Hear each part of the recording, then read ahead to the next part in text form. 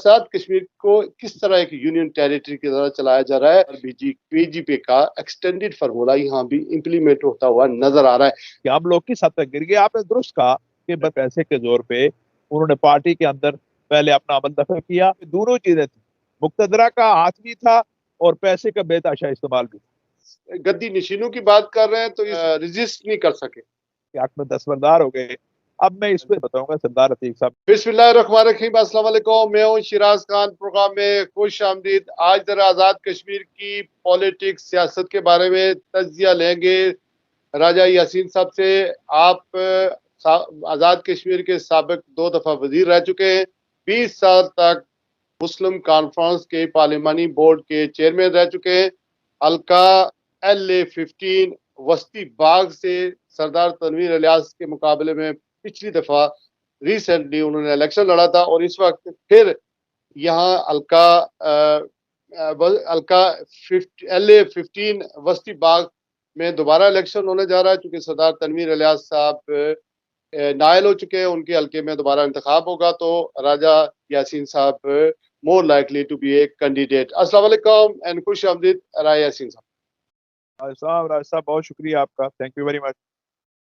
नाजरीन को मैं बताता चलूं कि आज़ाद कश्मीर की सियासत हमेशा की तरह इस दफ़ा भी एक टेलीफोन कॉल से एकदम तब्दील हो गई है और जिन लोगों ने एक पार्टी PTI आज़ाद कश्मीर में खड़ी की थी, उन्हीं लोगों ने इस पार्टी को इसका धड़न तख्ता किया है।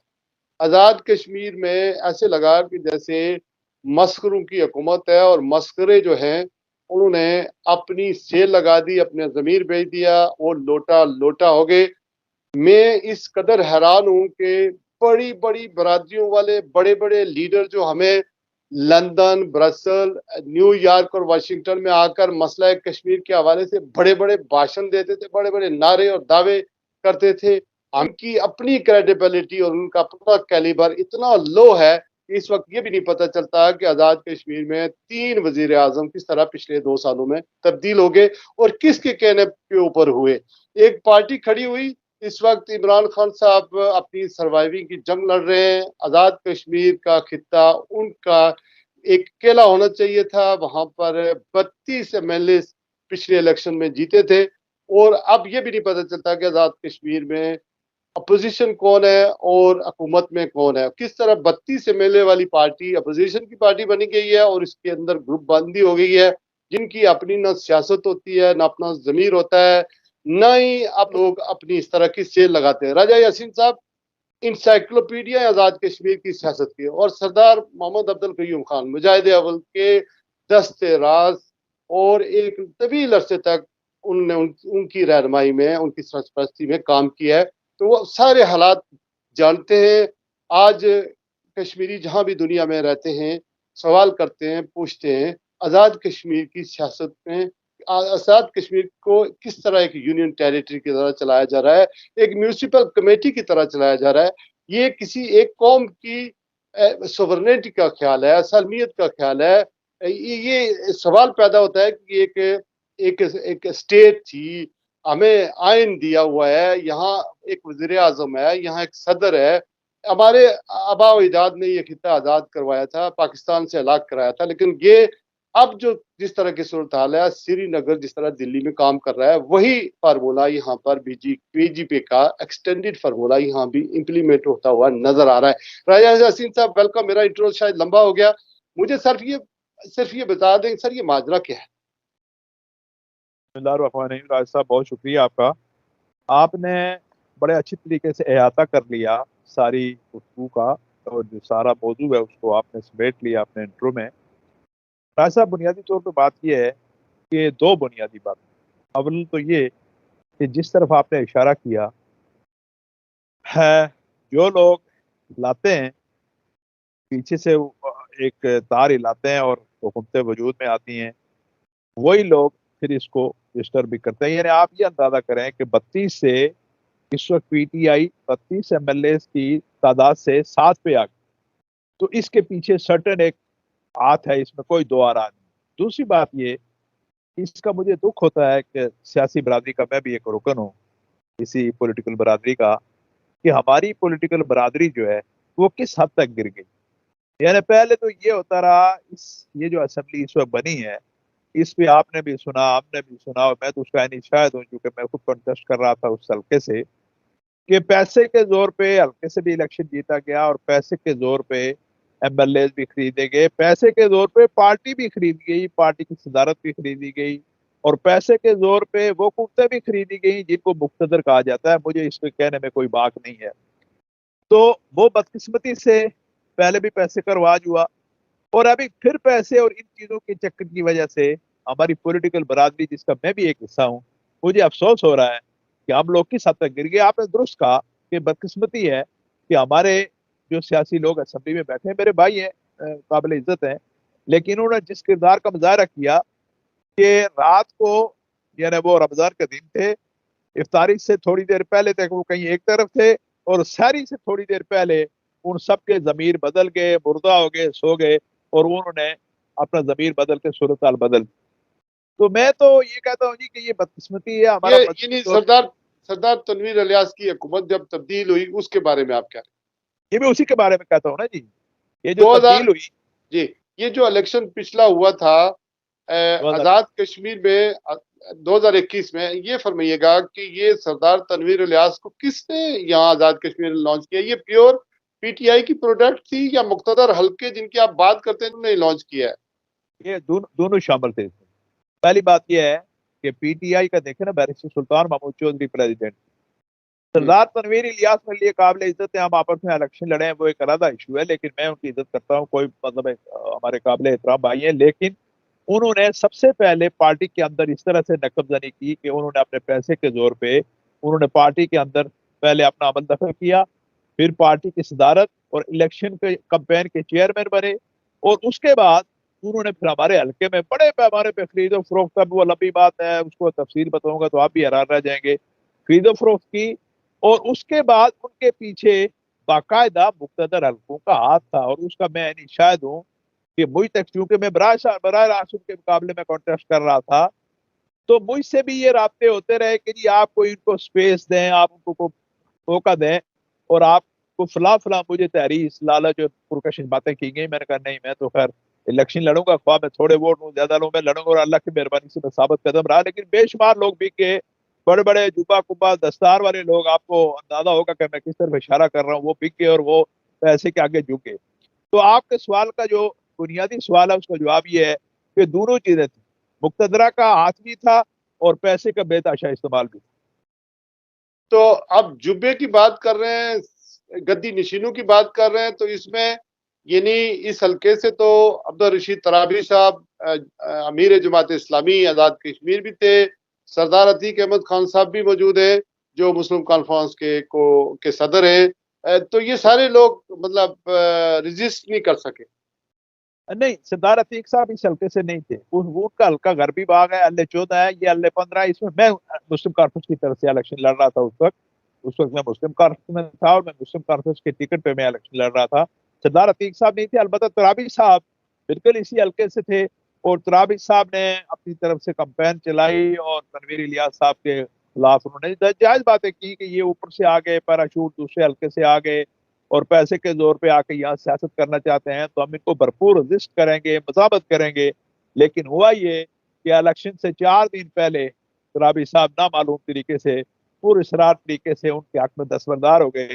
اب میں اس پہ زیادہ کوئی رائے دانی نہیں کرتا، عقل مند رائے اشارہ کافی ہے، ایسا آپ کو سمجھ لیں کہ وہ نہیں، کیا. لیکن میں صرف یہ کہنا چاہ رہا ہوں، پوچھنا چاہ رہا ہوں سر کہ ترابی صاحب سے جب میں نے پوچھا تو وہ یہ کہہ رہے ہیں کہ چونکہ وہ بندہ، میں سوچ رہا ہوں کہ آزاد کشمیر میں ہمارے حلقے میں پیسہ انویسٹمنٹ کر سکتا تھا، تو میں نے اس کو سپیس دے دیا، اور اس کو اچھی چیز میں نے سمجھا کہ میں الیکشن شاید نہ جیت سکوں تو ایک سپیس دے دیا.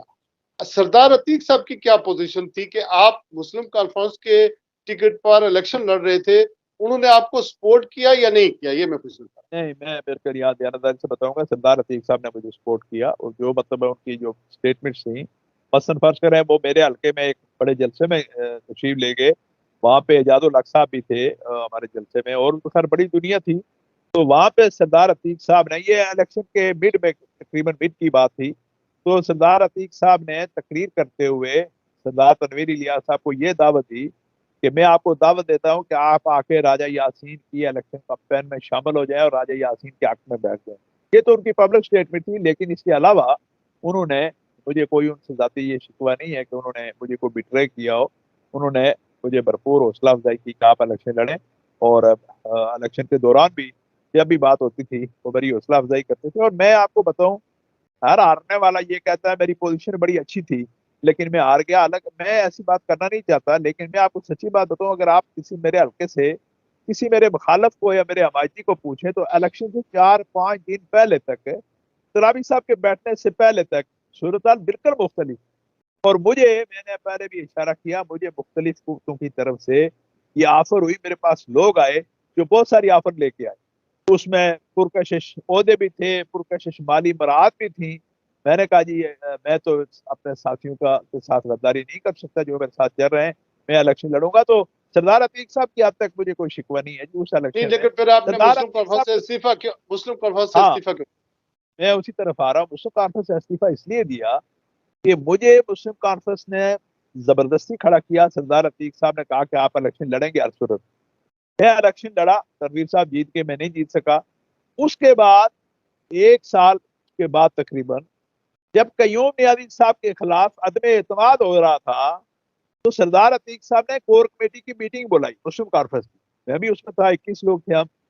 उन्होंने ये कहा जी कि मेरे पास रात तनवीर इलियास साहब आए थे, शहरी के बाद सुबह आए थे, ख्वाजा फारूक साहब भी साथ थे। तो वो मुझे कह रहे हैं जी कि आप प्राइम मिनिस्टरशिप के लिए मेरी सपोर्ट करें, मैं कयूम नियाज़ी साहब के खिलाफ अदम एतमाद ला रहा हूँ, तो आप लोग अपनी राय दें। हमसे पूछा तो मैंने खैर लंबी चौड़ी राय दी, जिसका क्रक्स ये था, उसका बुनियादी बात ये थी, मैंने कहा देखें जी आपने मुझे उनके मुकाबले में इलेक्शन लड़ने के लिए खड़ा किया, तो मैं हार गया, वो जीत गए।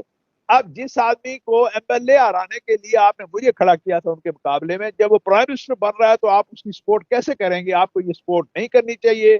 और मैं बरबला आपको कहता हूं कि अगर आप उनको वोट देंगे तो मेरा इस पर शदीद इख्तलाफ होगा।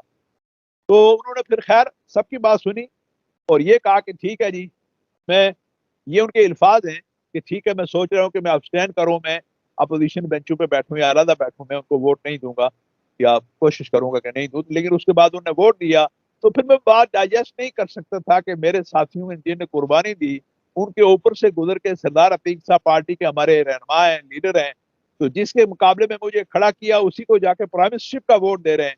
तो मैंने इस पे एहतियात करते हुए मैंने फिर इस्तीफा दे। अच्छा, इसकी दो वजूहत हो सकती हैं, या तो सरदार अतीक अहमद खान ने पैसे ले लिए हों या फिर मुक्तदर हल्कू ने कहा हो कि नहीं इसको वोट देना है।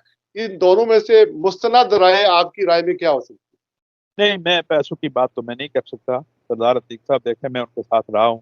अब जज अव्वल के तो खैर अब कारकुन थे, उनकी ड्यूटियाँ सीधी करते थे, लेकिन सरदार अतीक साहब के साथ भी मैं 30-35 साल हमारा ताल्लुक रहा है सियासत में।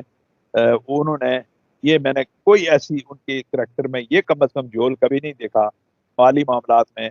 वो बाद का स्वेतपोशी की हद तक उनके हालात हो जाते हैं, वो मैं उसका ऐनी शायद हूँ, चूंकि हम बहुत करीबी ताल्लुक। अच्छा, मैं मजे की बात बताऊँ राय साहब कि मेरा उनसे अभी करीबी ताल्लुक है। आज भी एक शादी में हम इकट्ठे थे, मेरे किसी अजीज की शादी थी, मैंने उन्हें बुलाया, वो कभी कभार मेरे दफ्तर तशरीफ ले आते हैं। सियासत में मैंने उन्हें कहा था कि प्लीज मुझे ना कहना मैं आपकी बात नहीं मानूंगा तो आपके साथ मैं दोबारा नहीं आ सकता। जाती भाईचारा आप जायद मंजिल के साथ, गाजियाबाद के साथ, जायद अबल के घराने के साथ मेरा उसी तरह है, पहली तरह। तो है? वो सरदार मेरा भी अतीक है। साहब की वो वो पैस अल्लाह अल्लाह वो आपके वो बारे में मे- वो बड़ा वो, रिगार्ड। वो मेरा भी वही वही वही जी उस आपका बात बड़ा से।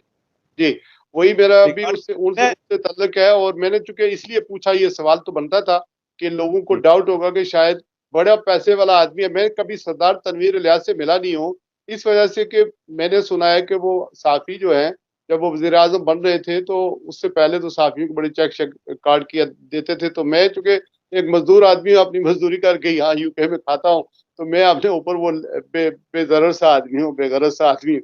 तो मैं वो अपने ऊपर जो है वो नहीं लगा सकता। और वैसे मैं आपको सच्ची बात बताऊं कि सरदार सरदार अब्दुल कयूम खान साहब से मैंने बहुत कुछ सीखा है। और वो पता है भरम रखते हुए, आपका वो ताल्लुक भरम जो उनके साथ। आज भी वो भरम मैंने कायम रखा हुआ है। और मेरी कोशिश होती है कि मैं अपनी हदूद जो है वो क्रॉस न करूं।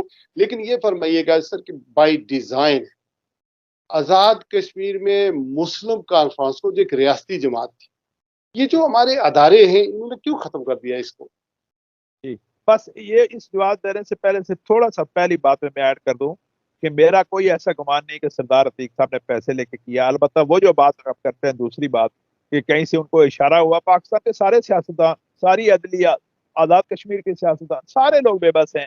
وہاں سے جو اشارہ آتا ہے وہ سب کو ماننا پڑتا ہے، اور مزے کی بات ہے وہ اشارہ مان کے پھر سب کہتے ہیں کہ ہم نے اشارہ نہیں مانا. آپ روز آئے دن یہ تماشا دیکھتے ہیں، آج کل بھی دیکھتے ہیں پاکستان میں کیا ہو رہا ہے. تو اس لیے اس بات کو میں اس طرح وائنڈ اپ کرتا ہوں کہ عتیق صاحب پہ پیسے کا میں کوئی نہیں الزام لگا سکتا، میرا ضمیر مطمئن ہے. البتہ یہ جو بات ہے کہ اشارہ بالکل ہو سکتا ہے اس اشارے نے انہیں مجبور کر دیا ہوگا. دوسری بات آپ نے جو فرمائی، یہ جو مسلم کانفرنس کا انعقاد ہے جی، دیکھیں یہ 80 سال 82 سال کی یہ سیاسی جماعت ہے، اور آپ کی ہمارے آبا و اجداد اسی میں تھے، جس حیثیت میں تھے، اسی نے اس خطے کو آزاد کروایا. ہماری ریاست کی اولین سیاسی جماعت ہے، اور بڑے بڑے مقتدر شخصیات، بڑی بڑی اعلیٰ شخصیات اس کی سربراہ رہیں. جوہری غلام آباد صاحب رہے، مجاہد اول رہے، غازی ملت رہے، سردار اسکندر ایاز صاحب رہے، اعلیٰ عادل قیاس، بڑی بڑی شخصیات رہیں، اور یہ جماعت اپنا کام کرتی رہی. لیکن بدقسمتی سے یہ جب ہم جیسے نالائق لوگوں کے پاس آئی، میں اپنے آپ کو بھی اس میں شامل کرتا ہوں، تو ہم نے اس کا تہیہ پانچا کر دیا. دیکھیں مجاہد اول جب تک اس کے بانی مبانی رہے، اس کے صدر رہے، یا وہ اپنے صحت میں رہے، وہ آپ کو یاد ہے ہمیشہ قربانی دیتے تھے. جماعتیں قربانی سے بچتی ہیں. سردار سکندر ایاز صاحب مجاہد اول کے کارکن تھے. سکندر صاحب خود بھی کہتے تھے، فخری ہے کہ میں مجاہد اول کا کارکن ہوں. لیکن سردار صاحب نے، مجاہد اول نے سردار سکندر ایاز صاحب کے لیے بارہا قربانی دی. ان کو آگے کیا، خود پیچھے ہٹ گئے. پارٹی کی صدارت 10 سال کے لیے ان کے حوالے کی، خود پیچھے ہٹ گئے، عام کارکن بن گئے، پارٹی کو بچایا. وزارت عظمیٰ 85 میں جب بات آئی، خود پیچھے ہٹ گئے، ان کو وزیر اعظم بنایا، پارٹی کو بچایا. پھر اس کے بعد جب 2001 میں، سوری 1996 2001 میں جب دوبارہ سکندر صاحب کی بات ہوئی، اس وقت سردار عتیق صاحب بھی ایم ایل اے تھے، اور یہ جو ایم ایل اے تھے 28 سردار عتیق صاحب کے ساتھ تھے، 3 4 سکندر صاحب کے ساتھ تھے. وہ کہہ رہے تھے عتیق صاحب کو وزیر اعظم بنایا. مجاہد اول نے کہا نتھنگ ڈوئنگ، سکندر صاحب وزیر اعظم بنیں گے. تو اس طریقے سے یہ پارٹی سیکریفائس کی بنیاد پہ چلتی رہی. مجاہد اول جیسی بڑی شخصیات کی قربانیوں سے چلتی رہی. بالکل ٹھیک ہے لیکن سر. ایک سوال بنتا ہے، اگر سردار قیوم صاحب یا سردار سکندر ایاز خان صاحب آج زندہ ہوتے، یا اس کیلیبر کے لوگ آج زندہ ہوتے، لیڈرشپ ہوتی، تو یہ جو آزاد کشمیر میں جس طرح کا کھیل کھیلا جا رہا ہے، حکومتیں تبدیل ہوتی ہیں، وزیر اعظم 3 تبدیل ہو چکے ہیں، آن اینڈ فن پتہ ہی نہیں چلتا کہ کس طرح رات کے اندھیرے میں چودھری انوار الحق جو ہیں وہ بن جاتے ہیں 48 وزیر اعظم بن جاتے ہیں، اور 48 ووٹ لے لیتے ہیں. یہ کس طرح ہو گیا جی اچانک؟ مجھے اس کی سمجھ نہیں آ رہی. اور اگر وہ زندہ ہوتے تو کیا اس پر احتجاج نہیں کرتے؟ کدھر گیا راجہ فاروق حیدر؟ کہاں یہ بڑے بڑے دعوے کرنے والے شاہ غلام قادر صاحب اور بڑے بڑے لوگ جو ہیں، یہ پیپلز پارٹی اور یہ سارے، اور پیرلیمنٹیرین اور لطیف اکبر اور یہ پرانے لوگ، یہ کیا کر رہے ہیں؟ کیوں لیٹ گئے اس طرح؟ بات یہ ہے راج صاحب کہ اگر مجاہد اول زندہ ہوتے نا، یا اس کیلیبر کے لیڈر، تو وہ اس طرح کا اشر دیکھ کے تو دنیا سے رخصت ہو جاتے، برداشت نہ کر پاتے کہ آزاد کشمیر اس چھوٹی سی جگہ کی ایک میونسپل کارپوریشن کی حیثیت سے انہوں نے اٹھا کے اس کو ایک اسٹیٹ بنایا. آزاد کشمیر کو اسمبلی دی، پریزیڈنٹ دیا، پرائم منسٹر دیا، سپریم کورٹ دیا، ہائی کورٹ دیا، سارے ادارے بنائے. اس کو جس طرح بے توقیر کیا جا رہا ہے تو وہ لوگ یقیناً اس کو دیکھ کے وہ برداشت ہی نہ کر پاتے. اب یہ جو آپ جن حضرات کا نام لیا آپ نے، اسمبلی میں اس وقت بھی موجود ہیں، قابل احترام ہے، میں کسی کا نام تو نہیں لیتا، لیکن افسوس کا مقام ہے کہ ان سب نے اچھا یہ میں آپ کو ایک تاریخی بات بتاؤں. چودھری انوار الحق ہمارے دوست ہیں، مہربان ہیں، لیکن انہوں نے کمال کی حکمت عملی کی. پتہ نہیں آپ پاس ٹائم ہے کہ نہیں، میں بتاؤں کہ یہ ہوا کیسے، 48 کو ووٹ کیسے ملے. یعنی 48 ووٹ تو آزاد کشمیر یہ بڑا زبردست پوائنٹ ہے، اور اسی پر ہم لے لیتے ہیں اپنے اس پروگرام کو، یہاں پر ہی اختتام کرتے ہیں. اور جو دوسرا اس کا پارٹ ہوگا اس میں میرا راجہ یاسین خان صاحب سے یہ سوال ہوگا کہ 48 ووٹ ان کو کیسے ملے، یہ سازش کہاں تیار ہوئی، یہ پلاننگ کہاں تیار ہوئی، کس طرح ہوئی، اور کس طرح بیرسٹر سلطان محمود چودھری جو خود کرتا دھرتا تھے آزاد کشمیر میں، اور کتنے منسٹر ان کی مرضی سے تھے، آج پھر دوبارہ وہی لوگوں کو منسٹر بنانے کی بھیک مانگ رہے ہیں. اور پھر آزاد کشمیر کی اسمبلی میں 16 کی گنجائش ہے کہ وزیر بن سکتے ہیں، تو اب قرارداد منظور کروانے لگے ہیں کہ 26 جو ہے وہ بنا دیے جائیں تاکہ جو وعدے عہد و پیمان کے آئینی ترمیم کر رہے آئینی ہیں. ترمیم ہو رہی ہے، یہ تو ہم دوسرے اچھا پارٹ میں راج